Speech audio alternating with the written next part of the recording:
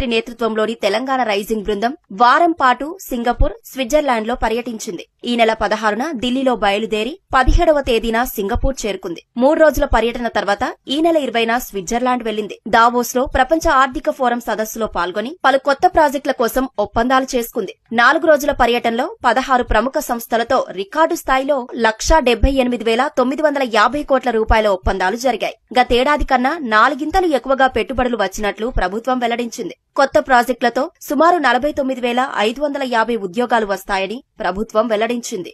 హైదరాబాద్ గోపనపల్లిలో కొత్త క్యాంపస్ ఏర్పాటు చేయనున్నట్లు విప్రో కంపెనీ ప్రకటించింది. 3 ఏళ్లలో పూర్తి కానున్న కొత్త క్యాంపస్ ద్వారా సుమారు 5,000 మందికి ప్రత్యక్షంగా పరోక్షంగా ఉద్యోగాలు లభిస్తాయని ఆ సంస్థ వెల్లడించింది. పోచారంలో సుమారు 750 కోట్ల రూపాయలతో కొత్త సెంటర్లు విస్తరించనున్నట్లు ఇన్ఫోసిస్ వెల్లడించింది. తద్వారా 3 ఏళ్లలో సుమారు 17,000 మందికి ఉద్యోగాలు రానున్నట్లు ప్రభుత్వం తెలిపింది. 60,000 కోట్లతో డేటా సెంటర్లు ఏర్పాటు చేసేందుకు అమెజాన్ వెబ్ సర్వీసెస్ ఒప్పందం చేసుకుంది. ఇప్పటికే 3 కేంద్రాలు నిర్వహిస్తున్న అమెజాన్ కు విస్తరణ కోసం అవసరమైన భూ కేటాయింపులకు ప్రభుత్వం అంగీకరించింది. 15,000 కోట్లతో 300 మెగావాట్ల డేటా సెంటర్ ఏర్పాటు చేసేందుకు టిల్మాన్ గ్లోబల్ హోల్డింగ్స్ ఒప్పందం చేసుకుంది. 5,000 కోట్లతో 1000 మెగావాట్ల ఆర్టిఫిషియల్ ఇంటెలిజెన్స్ డేటా సెంటర్ ఏర్పాటు చేసేందుకు అమెరికాకు చెందిన ఉర్సా క్లస్టర్స్ ఒప్పందం చేసుకుంది.